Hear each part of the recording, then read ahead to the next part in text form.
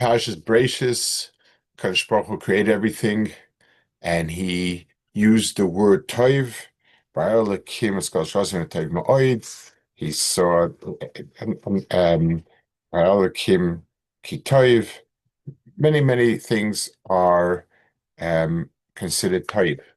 And yes, we expect that Kadosh Baruch Hu is whatever he does is good, is perfect, and so on.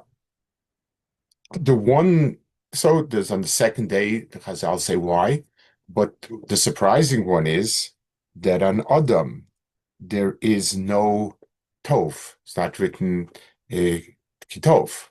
So true that afterwards it's included in the entire Bria, but it's very surprising. Of all the things that we would expect to be Tov, we expect Adam to be Tov, and no mention of that.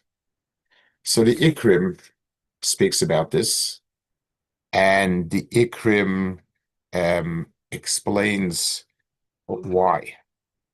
And he says that, and this is, I guess, a very an important understanding of what Adam is. If a person were to say that Adam, man, is the most perfect of all creations, he he wouldn't be completely right. So there are things that are good as they are. So for instance, if I'm producing a chair, I have a workshop producing chairs. When a chair is ready to sit on, it's cut, it's been screwed together, painted, upholstered, and now it's ready to sit on. That chair is a good chair. Tov means something that fulfills its purpose. And so we definitely will going to say Tov about it. Everything in the Bria fulfills its purpose. Man was not created that way. Man was created unfulfilled. He was created in a way that he would have to develop into what he would be. Um, the Adam is from Adama. Um, the Adama is something. Earth is something that has all the potential in the world, but nothing more than that.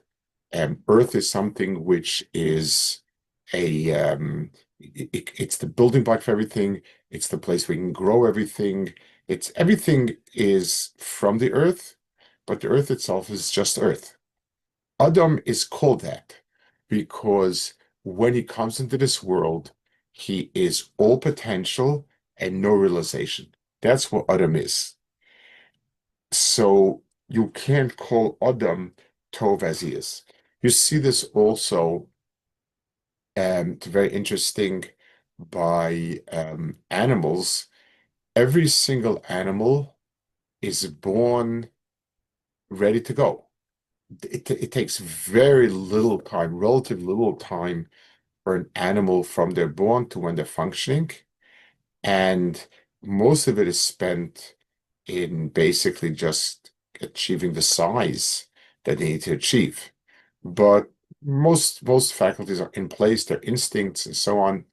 Man is very different. The length of time it takes for man to grow into a being is into anything takes a very long time. He's helpless for far longer and takes much longer to mature. It's a percentage of his years that of his potential lifespan. We spend an awful lot of time as a child, as a baby, as a child, and so on.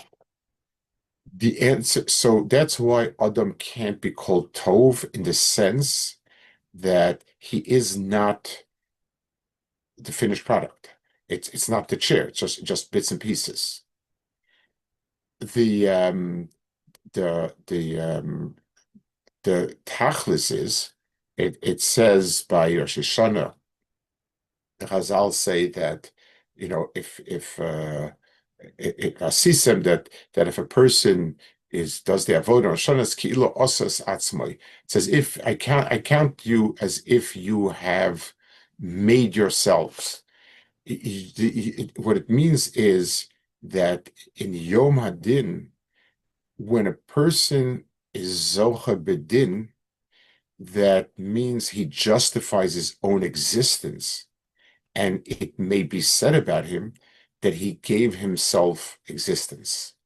That's something that is unique to Adam.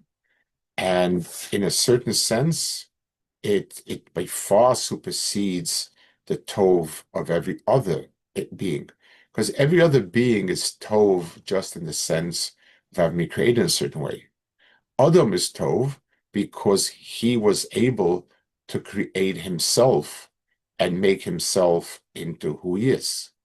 Ramchal speaks a lot about this, that look, Akash Baruch Hu wants us to be the most doma to he wants us to be doma to Akash Baruch Hu as much as possible. And since self-justification is self-justification sense justifying one's own existence is what's true about Akash Baruch Hu. Akash Baruch Hu exists because he exists. It's not an external factor. Adam is quote unquote similar in that way, that he was meant to be created midas hadin and justify his own existence. So the tov that we have in the bria, which about everything else is extremely different than the tov in Adam. The tov in the bria deals with things that have a complete form. They're not lacking anything, and that for sure applies to everyone. Adam is so the word tov in the sense that he is as he is, that's something that is not true. That Adam has it within himself to create his own existence, to make his own tov, that, yes, that exists by Adam. It's interesting. So the word, for instance, the word tov and ra on an animal's behavior doesn't exist. We can't say that this animal acted tov, this animal acted ra, because it's instincts. It's all been locked in, and it does what it does. There's nothing that's been no choices. So every animal follows the script of its genetic material. Adam is the only one who makes a decision, and therefore we can mark Adam's meisim as either tov or ra, because since he has the ability to realize what's in himself, he brings that tov about. So there is a remarkable difference in the very creation of Adam, from Adam to everything around him. Everything around him was created tov in the best way possible, meaning having all the properties that are appropriate for it in the best way possible. That applies to everything. Adam, HaKadosh Baruch Hu gave him he did not come to this world with those qualities, but he gave him the ability and the direction to develop those qualities himself. And that's why, ironically, ultimately, Adam is the only one that you can say tov on his existence, on his lifetime. You can't say that this tree was tov or this animal was tov. Their creation was tov, but from that point onwards, no tov is realized. Adam, on his creation, we can't say tov, but if he lives a lifetime and accomplishes, that's when we can say it's tov.